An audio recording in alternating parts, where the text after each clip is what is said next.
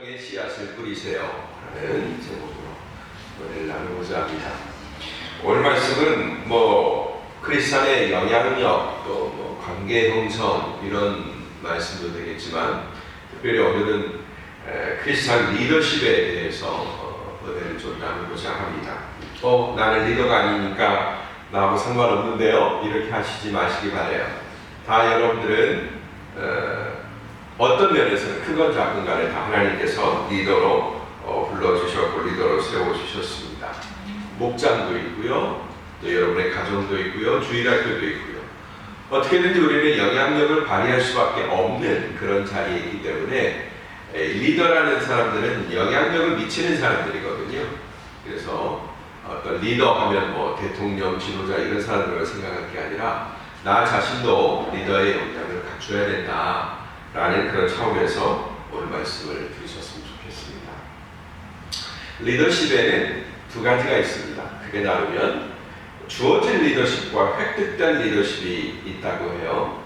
주어진 리더십은 뭐냐? 그건 나한테 자리가 마련되었다라는 뜻입니다. 리더십을 발휘할 수 있는 공식적인 영향력을 발휘할 수 있는 한 단체나 공동체를 이끌어도 됩니다라는 어떤 이런 주어진 권위, 주어진 리더십이죠. 이것은 자기 자신 혹은 그 대상 그룹의 동의와 상관이 없을 수도 있습니다. 어떻게 하다 보니까 당신 이것 좀 했으면 좋겠어 라고 회사에서 나에게 그 자리를 줄 수도 있고요. 아니면 공동체가 그냥 이런 일이 있으면 안 된다, 할 사람 없으니까 맡겨두는 그런 경우도 있습니다.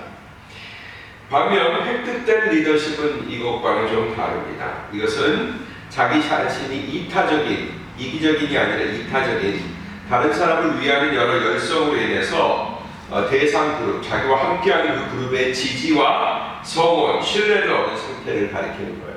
그래서 대개는 당신이 우리의 리더가 되어 주십시오, 이렇게 소위 추대하는 방식으로 리더십을 획득하는 것이죠.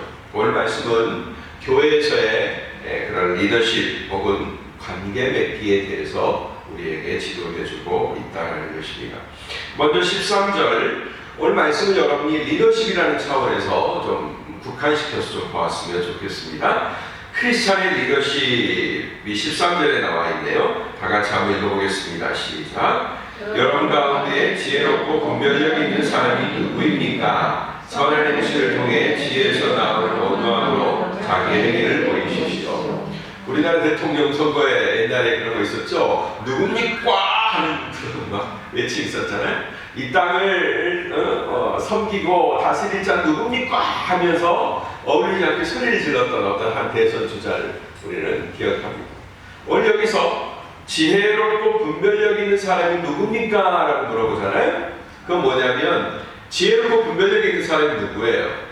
물론 모두에게 지혜도 필요하고 분별력도 필요하지만 특별히 리더에게는 그 지혜와 분별력이 더 필요하다고 볼 수 있겠습니다. 그죠? 특별히 리더에게 필요한 자질이 분별력이에요. 그 다음에 지혜예요. 왜냐하면 아무도 생각하지 못하는 걸 생각해내야 되는 거거든요. 그 다음에 무엇이 옳은가를 결정져야 되는 그런 역할이 리더에게 주어지기 때문에 바로 그런 사람을 지금 야고보가 부르고 찾고 있는 것입니다. 여러분 가운데 지혜롭고 분별력 있는 사람이 누굽니까? 하면서 찾고 있는 거예요. 자, 이 리더십은 우리말로 지도하는 능력이죠. 이걸 얘기하기도 하고 그 다음에 지도하는 권한, 이것을 말하기도 합니다. 그러므로 리더들은 어떤 식으로든지 리더십의 자리에 있는 사람들은 이 리더십을 계속 개발하고 훈련해야 된다는 거죠. 왜냐하면 무엇보다도 리더십의 그 통로가 선한 행실이 되기 때문에 그래요.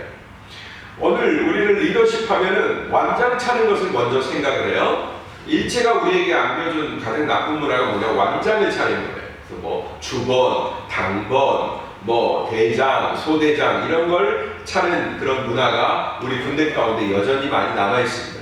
그러니까 아무것도 아닌 사람도 이 완장을 한번 딱 차잖아요. 그러면 벌써 어깨가 올라가고 행동이 거나해지는 것을 보게 돼요. 6.25 때 여기다 완장 하나 차고, 일제시대 때 완장 하나 차고, 순사 노릇하고 갑작스럽게 주어진 그 권력을 행사하는 그런 사람들 우리가 많이 보지 않습니까? 자, 그런 게 아니라 선한 행실로 영향력을 미친다라는 것입니다. 그러므로 우리는 연습을 많이 해야 돼요. 왜냐하면 선한 행실이 쉬운 것 같지만 쉽지가 않아요. 아주 그냥 태생적으로 선한 마음을 갖고 태어나는 분들이 좀 있어요. 우리 삶에도 보면 저 양반은 법 없이도 살 양반이야, 이런 분들이 가끔 가다가 있습니다.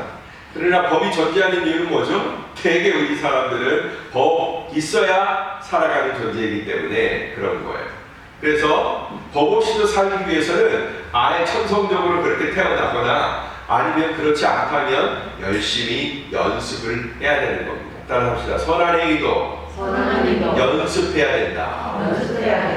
사실 신앙의 많은 부분들이 연습해야 되는 부분들이 굉장히 많이 있습니다. 또 강력한 리더십, 강력한 지도력을 행사했던 사람은 군림하는 사람이 아니었습니다. 우리 동양에 보면 영웅들이 군림하는 모양으로 많이 리더십에 대해서 소개하기 때문에 리더십 하면 그 파워, 권력, 이것부터 먼저 생각하는 경향이 있어요. 근데 성경적 리더십은 그게 아니다라는 거예요. 군림하지 않는다라는 것입니다. 오히려 최고의 온유함, 온유함이 뭐예요? 부드럽고 따뜻함 아닙니까? 그것을 가지고 행사해야 될 권력이다라는 거예요. 권력, 중요한 권력일수록 부드럽고 온유하게 행사가 돼야지 완력이나 강제력을 가지고 행사된다면 어마어마한 파장을 만들어낼 수밖에 없습니다. 지금 우리는 그런 권위주의자들, 자기가 최고라고 생각하고 어마어마한 권력을 쥐고 있다고 생각하는 사람들이 마음껏 휘두르는 그 권력 때문에 얼마나 많은 사람들이 지금 고통받고 있습니까? 네. 우리는 너무나 가까이에서 그것을 보고 있습니다. 이스라엘의 지도자 모세가 있죠. 이와 같은 사람이 없었다라고 얘기합니다. 그의 전에도 이와 같은 사람이 없었고 그의 후에도 이와 같은 사람이 없었다라고 얘기했던 모세에 대해서 하나님이 평가를 하세요. 어떤 평가를 하냐면 세상에서 모세보다 온유한 사람이 없다라고 할 정도로 모세에 대해서 그렇게 평가를 해요. 여러분, 이스라엘 백성들이 얼마나 말을 안 들어요? 그 다음에 이집트에서 그냥 노예 근성으로 그냥 뼈에 사무치도록 있었던 사람들이에요. 그러니까 군대 가면 이런 얘기가 있어요. 훈련 받을 때 우리 훈련 조교들한테 제일 많이 듭니다만 우리 한국 사람이라고도 안 해요. 그냥 놈자를 붙여가면 우리 조선 모모들은 그냥 때려야 말을 듣는다, 이런 식으로 얘기를 많이 해요. 얼마나 많이 맞으면서 저희 시대 때만 해더라도 얼마나 많이 폭력을 정당하면서 그렇게 살았는지 모릅니다. 우리의 리더십은 군림하는 리더십이에요. 그러나 성경은 온유한 리더십, 섬기는 리더십, 서번트 리더십을 우리에게 보여주고 있다는 것입니다. 여러분, 여러분에게 군림하려고 하는 사람을 존경하세요? 만약 여러분의 남편이 여러분들을 군림하려고 한다, 그러면 여러분 남편 대접 해주시겠습니까? 이거 내가 나이가 몇인데 하면서 젊을 때 한때지, 이렇게 얘기하실 거예요. 네, 서로 우리는 군림하려고 할 때 부부관계가 깨지는 것을 바라보게 됩니다. 여성도 남성을 다스리려고 하고 군림하려고 할 때 강제적인 힘을 가지고, 그 다음에 어떤 모사를 가지고 여러 가지 것들로 우리가 서로를 지배하려고 할 때 항상 그 관계는 깨지는 것을 보게 돼요. 따라합시다. 지배가 아니라 섬김이다. 네. 그런데 지배하려고 하는 세속적 리더십에 대해서 바로 그 다음에 보여주고 있습니다. 세속적 리더십의 특징을 우리가 한번 살펴보겠습니다. 14절부터 16절까지 말씀이네요. 다 같이 읽겠습니다. 시작. 그러나 여러분의 마음에 지독한 시기심과 야심이 있다면 진리를 대적해 거짓말하지 마십시오. 이 지혜는 하늘에서 오는 게 아니라 세상적이고 정욕적이고 마귀적입니다. 시기심과 야심이 있는 곳에 혼란과 온갖 악한 행위가 있습니다. 이 부정적 리더십의 뿌리는 뭐냐면 시기심과 야심이에요. 어떤 심인데 시기심과 야심이다. 시기심은 뭘까요? 누가 나보다 인기가 더 있어, 누가 나보다 지지를 더 받아, 누가 나보다 더 부자야, 누가 나보다 더 잘난 것 같아 할 때 우리 인간의 마음 가운데서 일어나는 그런 못된 질투, 그런 감정이죠. 그리고 그것을 참을 수가 없을 때 드디어 행동이나 말로 나가는 것을 보게 됩니다. 우리가 참 참기 힘든 게 있어요. 인간이 제일 못 참는 게 억울함입니다. 불공평함. 그 다음에 두 번째로 못 참는 게 뭐냐면 나보다 누군가가 잘난 꼴을 우리는 절대 못 보는 거예요. 놀부만 놀부 심보가 있는 게 아니라 우리한테도 그런 심보가 있어요. 놀부가 뭐 우리랑 다른 인간이니까 우리를 그대로 보여주는 그런 인간이죠. 자, 야심은 또 뭐냐? 야심은 누군가를 지배하고자 하는 그런 욕망을 참지 못하는 마음이에요. 시기심도 참지 못하는 마음이고 야욕도, 야심도 참지 못하는 마음이에요. 다스리지 못하는 거죠. 시기심은 뭐예요? 누군가가 나보다 인기가 있고 지지를 받고 잘난 것 같을 때 참지 못하는 마음이 시기심이고, 그 다음에 누군가를 내가 내 발 아래 두고 지배하고자 하는 거, 그걸 내가 시기에 쓰면서, 누군가가 나보다 잘나고 누군가 리더십을 발휘할 때 그걸 내가 시기에 쓰면서 그걸 참지 못하는 마음이 또 우리에게 또 있다는 말이에요. 그게 야심입니다. 그래서 누군가를 지배하기 위해서 적극적으로 뭔가를 꾀하는 그런 마음이 야심이죠. 야욕이라고도 얘기합니다. 이런 부류의 마음들은 자기를 과대 포장하게 합니다. 그죠?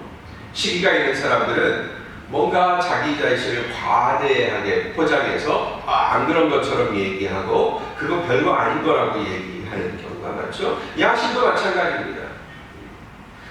내가 어떤 자리에 오기 전까지는 그것들을 숨기고 자기에게는 전혀 그것이 없는 거라고 이렇게 숨길 때가 많이 있죠. 당연히 거짓과 속임수를 마다할 수가 없습니다. 그렇기 때문에 야곱 사도가 뭐라고 얘기했어요? 이건 세상적이고 세속적이고 그 다음에 정욕적이고 마귀적이다, 이렇게 표현했습니다. 세 가지를 표현했어요. 세상적이고 정욕적이고 마귀적이다. 자, 여러분, 세상적이라면 어떤 의미일까요? 이게 세상에 두루두루 퍼져 있는 그런 마음이다라는 거예요. 이 시기심과 야욕으로 뭔가를 해보려고 하고 뭔가를 달성하려고 하는 그런 거가 세상적이다라고 얘기하죠. 그러니까 이게 세상의 원리다라는 거예요. 세상에는 그냥 다 통용되는, 아이고 뭐 살다 보면 다 그런 거고 세상이 다 그런 거죠 하는 우리가 말하는 세상에서의 지배적인 원리다라는 것입니다. 그래서 야고보서는 이걸 세상적이다라고 얘기하는 겁니다. 두 번째, 정욕적이다. 정욕적이다 하는 말은 무슨 뜻이죠? 그 근본이 인간의 내면, 아주 잘못된 마음의 좌소에서 나온 부정적이고 잘못된 거다라는 것을 말합니다. 그리고 그것은 마지막으로 마귀적이다. 마귀적이다라는 바로 그것을 부추기는 다른 세력, 다른 존재가 있다라는 것을 얘기해주고 있는 것입니다. 마귀의 존재를 부정하는 분이 있어요. 다 인간의 마음 가운데서 만들어진 것이지. 그만큼 마귀는 아주 약삭빠르게 자기는 아무것도 안 한 것처럼 우리에게 그런 영향력을 발휘하고 있습니다. 자, 다시 한번 말씀드립니다. 야심과 시기심으로 뭔가를 돌파하려고 하고 뭔가를 해결하려고 하는 우리들의 이런 작당들, 인간들이 꾸미는 모든 일들이 바로 세상적이다. 두루두루 퍼져있는 세상의 원리다. 그 다음에 그의 근본은 인간의 마음 가운데, 죄악 가운데 오염된, 악으로 그냥 오염된, 점철된 인간의 마음 가운데서 나온 거다. 그리고 그것은 마귀적이다. 이 세상과 사람을 주무르고 그렇게 함으로 자꾸 부추기고, 야, 네가 더 잘났잖아. 쟤 잘난 걸 보고 싶어? 너 조금만 네가 힘을 발휘하면 이 세상 네가 다 가질 수 있어. 남보다 더 우선적인, 남보다 더 빨리, 남보다 더 많이 이런 것들을 가질 수 있어 라는 부정적이고 그릇된 마음을 심어주는 거죠. 이게 바로 야심입니다. 그렇기 때문에 세상적이고 정욕적이고 마귀적이다. 이런 리더십이 행사되는 곳은 망할 수밖에 없습니다. 그죠? 망할 수밖에 없어요. 지금 보세요. 그런 리더십이 행사되는 나라가 잘 되는 나라 있나? 없죠? 그리고 건강한 사회가 무너질 때는 이런 리더십을 선택했을 때 무너지는 경향이 많이 있습니다. 예. 그리고 이런 리더십이 막 그냥 대책 없이 아무런 제재 없이 막 쏟아져 나올 때 그런 나라들이 망하게 되는 것, 그런 공동체들이 망하게 되는 것을 우리는 보게 되는 것입니다. 자, 이 세속적 리더십은 근본적으로 우리의 인간의 악한 마음에서 출발했기 때문에 그것을 차지하기 위해서 악의 다툼이 끝나지 않습니다. 그래서 여러분, 세상에는 그렇게 전쟁이 많은 거예요. 우리가 직장 생활할 때, 사회 생활할 때 세상은 뭐라고 얘기합니까? 전쟁터라고 얘기하죠. 예. 저 개개인마다, 뭐 나라만 싸우는 게 아니라 개개인마다 한정된 어떤 자원을 먼저 차지하기 위해서 여러 가지 일들을 한단 말이죠. 예. 자기 머리를 굴리고 세력을 모으고 기회를 빨리 보려고 하고. 네. 그래서 이런 악의 다툼이 끝나지가 않아요.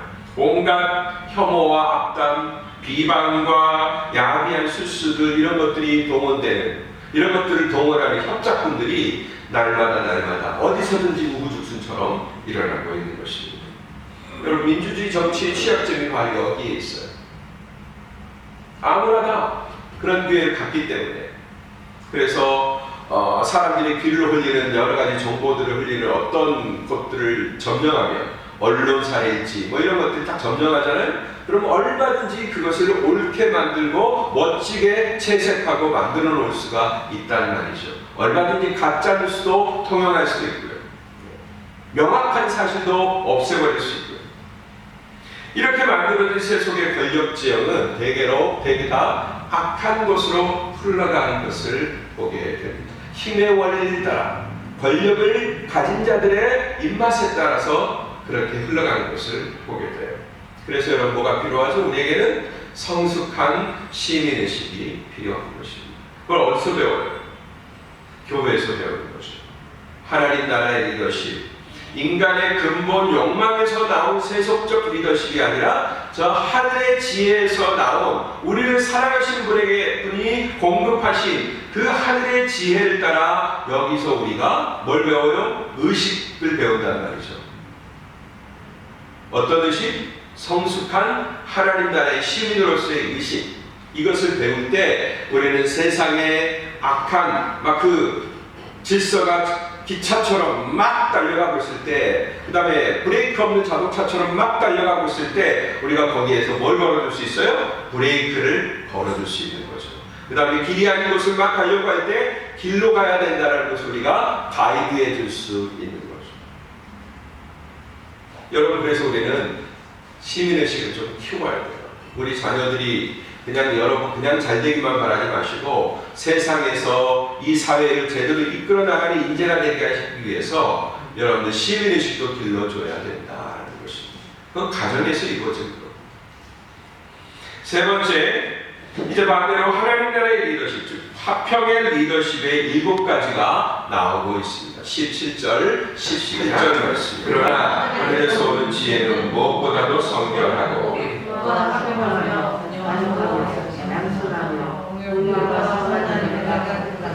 평결과 이상이 없습니다.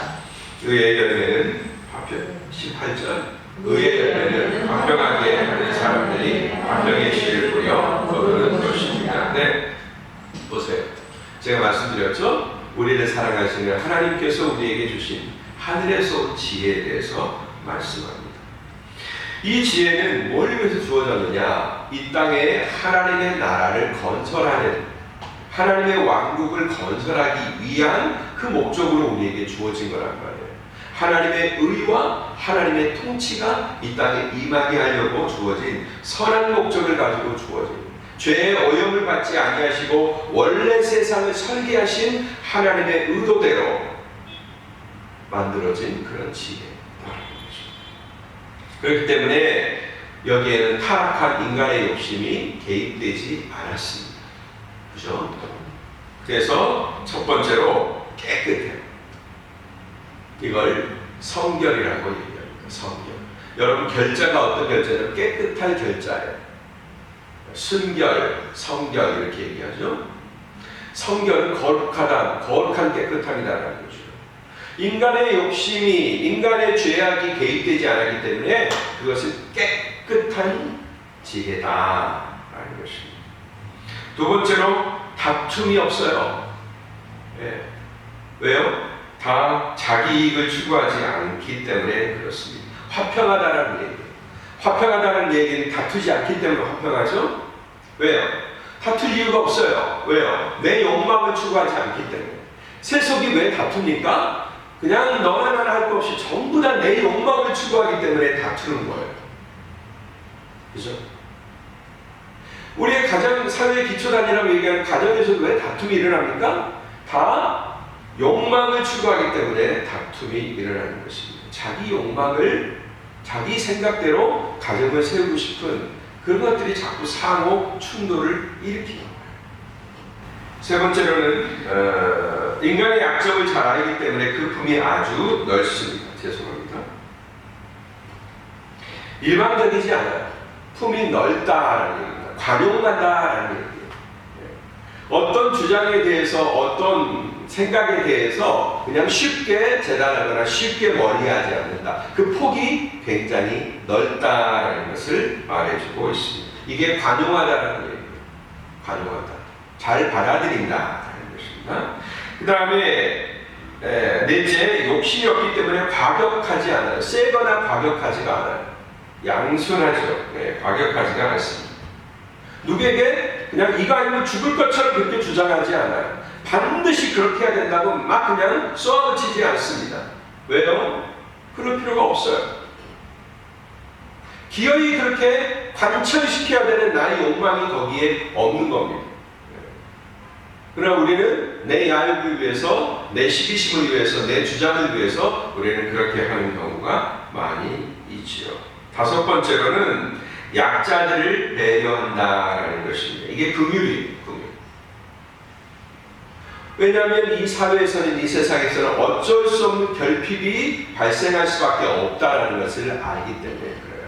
어쩔 수 없이 흉년이 들고, 어쩔 수 없이 경제적인 위기가 오고, 어쩔 수 없이 배우자가 죽을 수도 있고, 어쩔 수 없이 자녀를 못 낳을 수도 있고, 사회적 약자가 될 수 있는 그런 요인들이 많은데, 이것을 그 사회가 진짜 하나님 나라의 리더십은 뭐예요? 그들을 불쌍히 여기는 마음을 갖는다라는 것입니다. 그래서 여러분, 국가의 기능 중에 약자들을 돌봐야 되는 그런 의무가 국가에게 있는 거죠. 바로 그런 겁니다. 그 다음에 여섯 번째는 그것을 메꾸기 위해서, 그 부족한 것들, 어쩔 수 없이 발생하는 결핍들을 메꾸기 위해서 여러 가지 조치들을 하는데, 바로 이것이 바로 선한 일들입니다. 선한 일들을 마구 베풀어주는 거죠. 그 사회 자체가 어떤 제도도 있지만, 그러나 사람들의 마음이 전부 다 긍휼의 마음들을 품고 있고, 그 사회가 긍휼의 어떤 지도력 하에 있기 때문에 누구나 서로를 돕고자 하는 그런 긍휼의 마음이 있다는, 그래서 메꿔지는 거예요. 그래서 여기저기에서 아름다운 미담들이 쏟아져 나온다는 것입니다.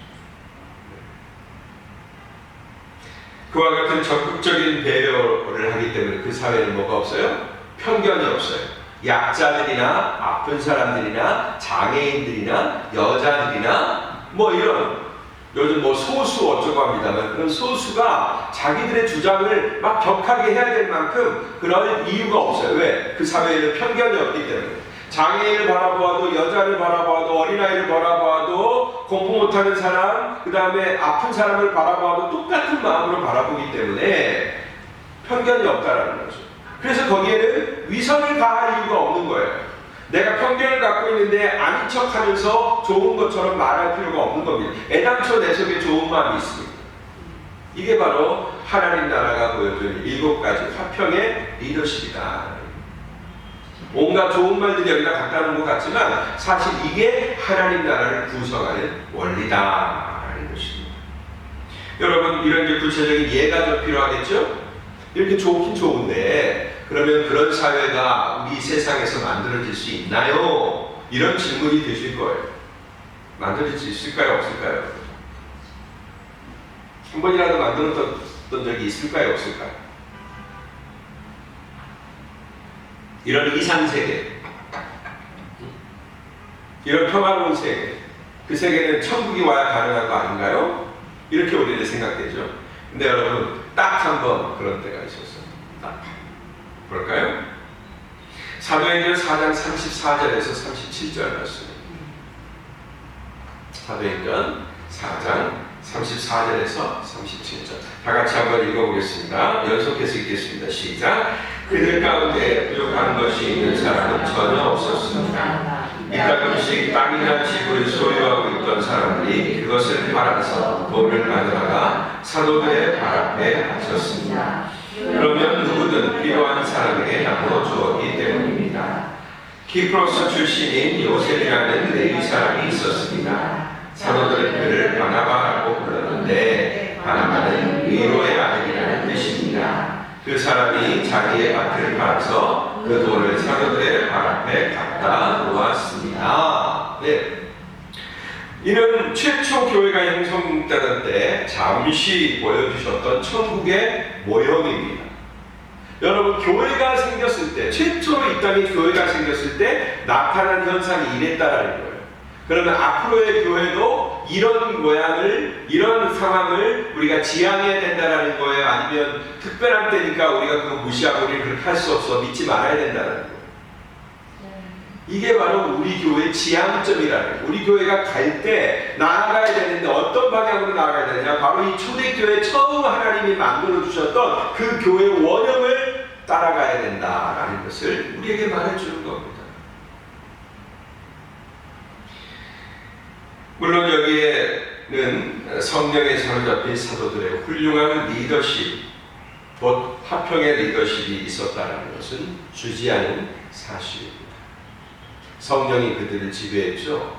누구 하나 자기 것을 자기 것으로 주장하지 않는 그런 화평의 리더십이 두루 초대 예루살렘 교회에 쫙 퍼진 거예요.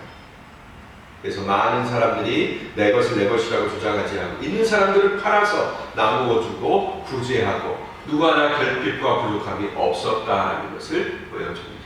이건 뭐냐면 우리 예수님께서, 교회의 머리이신 예수님께서 바로 이런 교회가 지상에 설립되기를 바라셔서 성령을 통해 강력하게 사람들 안에 일으킨 운동이고, 어느 누구도 이런 세상이 가능할 거라고 믿지도 않고 지금도 믿지 않지만 그러나 성령께서 친히 구현하셨던 초대교회의 모습이라는 거예요.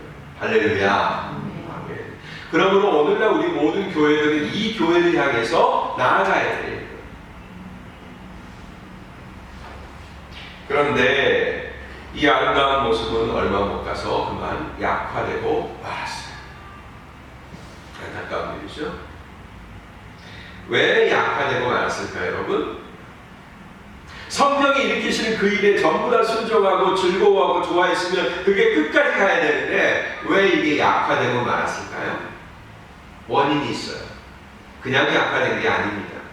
바로 거기에 아까 야고보 사도가 얘기했던 시기심과 야심이 들어와 버린 거예요. 교회 안에서. 성령은 그런 따위의 이 세상에 세상적이고 정욕적이고 마귀적인 그런 것들이 못 들어오도록 아름다운 교회를 탁 태생시켜 주셨는데 우리 인간이 모이다 보니까 거기에 성령에 충만하지 않은 자들이 가입하고 성령의 지배를 받으려고 하지 않는 자들이 들어온 바람에 그냥 오염이 되어버렸다는 것입니다. 시기심과 야심이 그냥 짬뽕이 되어버렸어요. 그 대표적인 인물이 누구죠? 아나니아와 삽비라죠. 이들은 뭐해요? 재산을 팔았네요? 그리고 드렸어요. 근데 절반을 또 떼어놓고 자기 거 보관하고 이게 전부다라고 드렸단 말이에요. 그죠? 결국은 뭡니까? 거기에 성령께 완전히 동의되지는 않았는데 일어난 무브먼트를 보니까 나도 안 하면 안 될 것 같아가지고 하긴 했는데 내 걸 남겨두고 한단 말이에요. 그건 성령이 일으키고자 하는 정신이 아니에요. 그들이 반이라도 했다는 거 굉장히 잘한 건 아닙니까? 그렇게 칭찬할 수도 있지만 그러나 여러분 그건 성령이 일으키신 운동이 아니에요. 내 것을 남겨놓고 내 것을 내 것이라고 주장하는 운동은 성령이 일으키신 운동이 아니란 말이에요.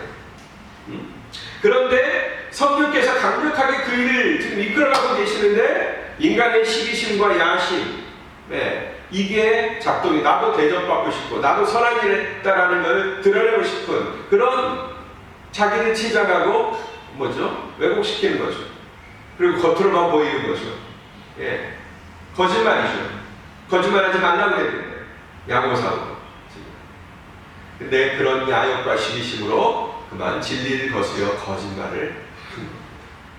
근데 여러분 성령이 봐주지 않죠? 베드로가 탁 그것을 알고서 아나니아야 이게 전부냐? 그러니까 전부입니다. 그러니까 그 말하고나 동시에 그의 영이 떠나가죠. 그래서 아나니아가 죽고 그의 와이프 삽비라도 그 일로 말미암아 똑같이 회개하지 않은 그런 말미암아 또 실려갈 수. 성령이 그 일을 용납하지 않았던 겁니다. 자, 그런데 이제 교회가 점점 커지네요. 그래서 많은 사람들이 교회 안에 들어옵니다. 또 어떤 일이 일어나냐면 히브리파 과부들과 헬라파 과부들이 있었어요. 그 교회 안에. 히브리파는 예루살렘에 있으니까 그 지역적 근거를 가지고 있는 소위 갑인 사람들이죠. 근데 헬라파 과부들은 어떤 사람들이에요? 멀리서 온 이방인들이거나 아니면 이방 지역에서 살다 온 사람들이란 말이에요. 주도적 권한이 없는 사람들이죠. 그런데 교회에서 일어난 구제가 자꾸 팔이 안으로 붙는다고 교회 안에서 당국자들이 어떻게 해요? 구제를 히브리파 과부들한테는 많이 주고 헬라파 과부들한테는 덜 주거나 안 주고 이게 돼버린 거예요. 인간의 방식이죠. 기득권을 누가 갖느냐의 방식이 또 교회 안에 침투해버린 거예요. 그래서 이로 인해서 불공평하다는 이의가 사도들에게 들어옵니다. 그래서 사도들은 우리가 하나님의 기도하고 말씀 전가하는 일 외에 다른 일을 하면서 우리가 우리의 시간과 우리의 여력들을 빼앗길 수 없다 해서 교회 안에 드디어 조직을 만듭니다. 그래서 만들어진 조직이 뭐예요? 소위 집사 조직인 거예요. 7 집사님이 그때 임명을 받고 그들이 그런 일들을 부당하지 않도록 잘 수행하는 그런 역할을 맡았던 것입니다. 여러분, 이게 바로 하나의 모형이었어요. 그러면 우리 예수님은 이 일에 대해서 어떻게 얘기하셨나? 성경은요, 늘 제가 지난주에 말씀드렸죠? 진리는 하나로 연결되어 있다고. 우리 예수님도 이 일에 대해서 대표적인 그런 설교를 통해서 말씀하셨어요. 자, 그 유명한 팔복설교를 통해서 우리에게 보여주셨는데 마태복음 5장 5절 보겠습니다. 마태복음 5장 5절 다 같이 한번 읽어주세요. 시작. 복되도다 온유한 사람들은 아멘. 그 다음에 9절 말씀 읽어보겠습니다. 시작. 복되도다 평안을 이루는 사람들은 그들은 하나님의 아들이라 불릴 것이다. 예. 보세요. 온유한 사람들에게 주어진 복이 뭐죠? 그들은 땅을 유업으로 받는 거였어요. 복되도다 온유한 사람들이여 그들은 땅을 유업으로 받을 것이다. 이렇게 얘기합니다. 땅을 받으니까 여러분 얼른 여러분들이 잘 아시는 그쪽으로 눈이 딱 가죠. 부동산을 받았나? 내가 경영할 수 있고 내가 투자할 수 있는 부동산을 받게 된다는 얘기인가? 그런 의미가 아니고요. 이 땅은 뭡니까? 우리가 우리의 삶을 경영하는 그라운드죠. 그라운드예요. 그라운드. 즉 내가 내 삶을 경영할 수 있는 터전, 나의 일터, 나의 영역, 나의 주권이 미치는 그곳을 나에게 주신다는 땅을 기업으로 주신다. 즉 운영할 것이 있게 만들어 주신다는 거예요. 다스림을 뜻합니다. 자, 태초에 1장 26절의 명령, 너희는 땅을 어떻게 하라? 충만하라. 그 다음에 땅을 정복하라. 땅을 다스리라 말씀하셨잖아요. 그죠? 아담에게, 태초의 사람들에게 이 땅을 주시면서 땅에 충만해라. 두루두루 퍼져라. 그 다음에 땅을 뭐해라? 정복해라. 땅을 네 것으로 만들어라라는 거죠. 그 다음에 그걸 어떻게 해라? 다스려라. 땅을 주신 목적이 그거라는 거죠.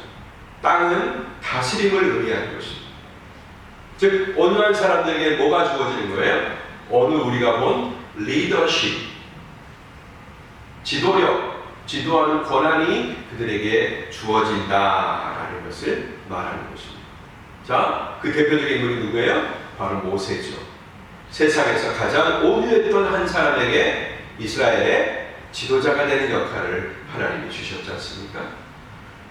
어마어마한 전쟁 영웅, 어디나 나가면 무조건 이기는 그런 우리가 생각하는 군사적 영웅을 그들에게 지도자로 주신 게 아니라 어느 누구도 이길 수 없는 온유함을 가진 그런 모세를 하나님이 이스라엘의 지도자로 주셨다. 모세도 처음부터 그게 있지는 않았죠. 어떻게 했어요? 자기 주먹이 먼저 나가는 사람이었죠. 애굽에서 배운 그런 권력의 방식을 가지고 군차력, 파워의 방식을 가지고 세상을 어떻게 해보려고 했고 자기 백성들을 어떻게 해보려고 했죠. 그러나 하나님 그건 안 돼 하면서 NO! 그리고 그의 몸에 배어있는 애굽에서 40년 동안 배인 그 권력에 대한 생각들, 지배에 대한 생각들 빼기 위해서 40년 동안이나 그 어느 누구도 지배할 수 없는 땅으로 보내버리는 것입니다. 광야로. 자기가 컨트롤할 수 있는 건 그냥 음매하는 양밖에 없어요. 그것도 컨트롤이 제대로 안 될 거예요. 그런 세상에서 무려 40년을 지나게 하면서 몸에 배었던 애굽의 권력에 대한 생각들, 세속 권력에 대한 생각들을 다 정리해버린 것입니다. 그랬을 때 모세는 그 다음 40년은 어느 누구도 이길 수 없는 온유함을 가지고 자기 백성들을 이끌었다. 만약에 모세가 그 온유함을 안 배웠으면요, 이스라엘 백성들 큰일 났어요. 다 죽었습니다. 다 죽었어요. 나만 아는 사람이 없었을 거예요. 그렇게 온유한 사람도 나중에 바위덩어리를 그냥 하도 화가 나니까 2번 때려가지고 어떻게 해요? 그냥 자기 화를 막 드러냈지 않습니까? 그랬을 때 가나안 땅에 들어가지 못하는 그런 우를 범했죠. 세상에서 최고로 온유한 사람을 만들어놨는데도 불구하고 만약 온유한 사람으로 만들지 않았으면 마음 안 되면 그냥 다 처단했을 거예요. 율법 어기면 그냥 다. 근데 하나님은 모세를 그렇게 하지 않도록 최고의 온유한 사람으로 만들었던 것입니다. 또 이렇게 하나님의 나라를 경영하고 관리하는 복이 온유한 사람들에게 주어진 복이라면 또 보십시다. 평화를 이루는 사람들, 화평케 하는 사람들, 이 사람들에게는 뭐라고 어떤 복이 주어졌느냐? 바로 보시는 대로 하나님의 아들들이라는 칭호의 주인공이 되게 하셨어요. 하나님의 아들들. 하나님의 아들들이 뭐하는 사람이에요? 왕의 아들이잖아요. 왕의 아들들이 뭐하는 사람이에요? 룰링, 다스리는 사람이죠. 네, 다스리는 사람, 지도자들이죠. 바로 이 대표적인 덕목, 오늘 우리 화평의 리더십이 하나님 나라의 리더십이 보여주는 온유함과 화평, 이것을 쫓는 사람에게 뭐가 주어진다? 땅을 경영하고 세상을 경영하고 관리하는 그런 관리자의 역할, 그 다음에 그들을 지배하고 다스리는 왕의 역할이 주어진다는 것을 오늘 우리는 이 말씀을 통해서, 팔복의 말씀을 통해서 확인하게 되는 것입니다. 여러분, 오늘날 우리 교회에서도 당연히 리더십이 행사가 됩니다. 여기 보니까 다 리더십이시네요. 다 리더십을 행사하시는 분이세요. 그리고 교회는 그 어디보다 좋은 관계와 그 다음에 하나님 나라의 리더십이 필요한 곳이죠. 교회만큼 그게 필요한 곳이 또 어디가 있겠습니까? 근데 여러분, 교회가 세상처럼 누군가가 어떤 집사가 말 안 듣는다고 해서 목사가 저 밖에 있는 사장님이나 무슨 군대 뭐 대장이나 부대장이나 이런 사람처럼 그냥 바로 무슨 정치를 즉각 해버린다 그러면 여기가 뭐가 되겠어요, 여러분? 교회는 천국이 아니고 그야말로 지옥이 될 겁니다. 누가 그러면 교회를 찾겠어요? 가장 온유해야 되고 가장 화평해야 되는 곳이 바로 교회다라는 것입니다. 우리는 이 세상에 없는 그런 리더십을 제대로 보여줘야 될 사람으로 부름을 받았다라는 것입니다. 그러려면 어떻게 해야 되는가? 이제 솔루션이 제공이 돼야 되겠죠, 여러분. 이래야 되는 게 교회인데 불행하게도 교회에 수많은 갈등과 다툼이 있단 말이죠. 네, 실제 하는 것입니다. 우리가 숨기지 못해요. 너무나 많은 다툼과 갈등과 세상 사람들도 안 하는 그런 싸움들이 교회 안에서 버젓이 일어나고 있는 그런 현실입니다.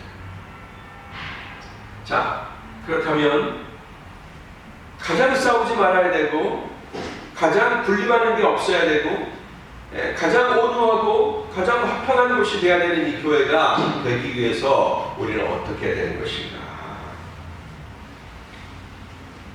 어렵지 않습니다. 바로 오늘 야고보 사도의 추천을 그대로 따르면 되고, 오늘 제가 여러분들에게 계속해서 설명드린 그런 요인들을 우리 속에서 제거하면 된다라는 거예요. 먼저는 버리는 일이에요. 먼저는 버려야 돼요. 채워지기 전에, 우리 안에 새 것으로 채우기 전에 먼저는 버려야 됩니다. 예전에 있던 걸 버려야 돼요. 뭘 버려야 돼요? 여기 말했잖아요. 시기심과 야심. 이걸 버리면 돼요. 대개 여성들은 시기심이 많죠? 남자들은 야심이 있고. 그죠? 뭐 꼭 그렇게 일치하진 않겠습니다만 대개는 그래요. 그러면 우리 안에 있는 뭘 버려야 돼요? 시기심. 형제와 자매와 교인들을 향한 나의 시기심, 이걸 버려야 된다는 말이죠. 그 다음에 어떤 자리 욕심, 어떤 집사가 되고 뭐 권사가 되고 장로가 되고 이런 거에 대한 그런 어떤 세속적 욕망들, 이런 것들, 야심들을 버려야 된다는 것이죠. 세속적이고 부정적인 리더십이 원인이 되지 않습니까? 그게 바로 원인이잖아요. 우리가 세상에서 배워온 것, 시기심과 야심으로 이상한 편법을 동원하면서, 이상한 인간적인 방법을 동원하면서 내가 쟁취하려고 했었던 모든 의도와 욕심들을 버려야 된다라는 거예요. 하나님이 여러분 모세를 40년 동안이나 훈련시켰다는 사실을 우리가 명심해야 합니다. 40년 동안 쌓인 건 40년 동안 빼야 돼요. 그만큼 무섭습니다. 제거가 잘 안 됩니다. 근데도 40년 동안을 빼는데도 여전히 모세 안에 남아있는 그런 교만을 우리는 보지 않습니다. 이걸 먼저 제거해야 되고, 그 다음에는 뭐 해야 돼요? 이게 제거됐으면 내 안에 획득해야 되는 게 있습니다. 아까 얘기했죠. 제가 획득해야 되는 게 있다. 버려야 되는 게 있다면 획득해야 되는 게 있다. 뭐냐?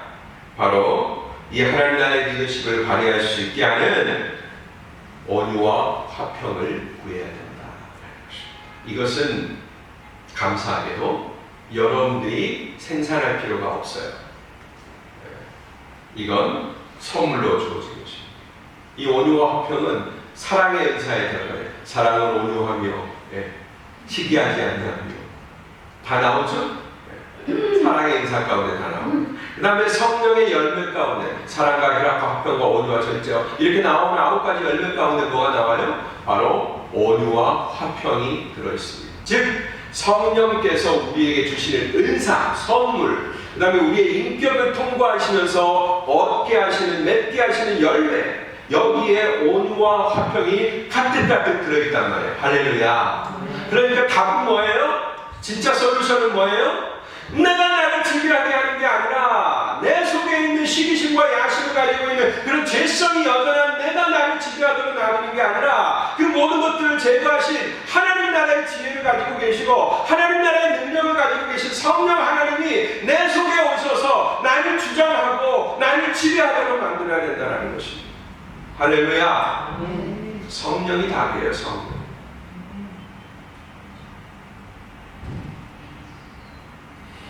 신기하게도 그것은 팔복 안에도 있네요. 성령의 열매 안에도 동일하게 들어있습니다. 그러므로 우리는 다른 거 필요 없고 우리가 막 없는 것을 그냥 채우려고 막 각고에 노력하고 산에 가서 돛 닦고 막 그냥 나를 괴롭히고 막 할 필요가 없고 그냥 내 속에 있는 나를 주권을 가지고 있는 내 주권을 가지고 있는 나를 싹 내려오게 하고 그 자리에 성령을 모시는 겁니다. 그러면 다 해결됩니다. 자연스럽게 화평과 온유의 열매가 내 안에 길러지고 있음을 체득하게 될 겁니다. 신앙생활 하다 보면 내 마음속에서 꽃이 피어나요. 은혜와 감사의 고백이 이어지죠. 그 다음에 은혜와 감사의 고백은 나중에 뭐가 되죠? 열매가 돼요. 처음에는 작은 것일지 모르지만 점점 커지고 처음에는 파랄지 모르지만 나중에는 빨개지고 노래지는 그런 열매가 됩니다. 그리고 나중에는 탐스러운 고운 빛깔의 정말 만난 열매가 돼서 모든 사람을 기쁘게 해줄 수 있는 것이죠. 이 보편적이면서도 특별한 은혜의 프로세스가 저와 여러분 안에 적극적으로 가동될 수 있기를 주의 이름으로 축복합니다. 기도하겠습니다. 우리 함께 오늘 말씀을 생각하며 기도했으면 좋겠습니다.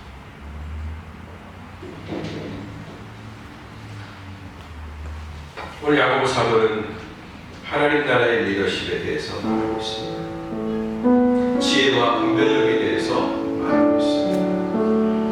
야고보 사도가 딴 복음을 말하는 게 아니라 그냥 인간적인 교훈만 우리에게 소개하는 것이 아니라 그게 전부 다 예수님의 말씀 가운데 있는 말씀이고 성령의 은사와 열매 가운데 있는 말씀이고 또 사도행전의 역사 가운데서 실제했던 그런 내용들이라는 것을 우리가 여기서 다시 한번 확인하는 것입니다. 그렇습니다, 여러분. 하나님 나에게 지혜롭고 아름다운 분별력을 허락하여 주십시오. 선한 행실을 연습하게 해주십시오. 그래서 내 안에 들어오신 성령의 역사가 더욱더 그득하게 일어나게 해주시고 그런 아름다운 열매로 내 자신이 하나님 앞에 드릴 것이 있는 존재가 될 뿐만 아니라 세상을 유익하게 만드는 그런 유용한 사람이 되게 하여 주옵소서. 하나같이 기도할 때 주님 그러기 위해서 내 마음에서 먼저 세상적 리더십이었던 시기심과 야욕을 몰아내길 원합니다. 그런 것들은 늘 청소해도 또 찾아오는데 주님 제가 늘 민감하게 그런 쓰레기들을 바라보며 치우는 일에 앞장서게 하여 주옵소서. 내 마음을 청소하게 하여 주옵소서. 우리 다 같이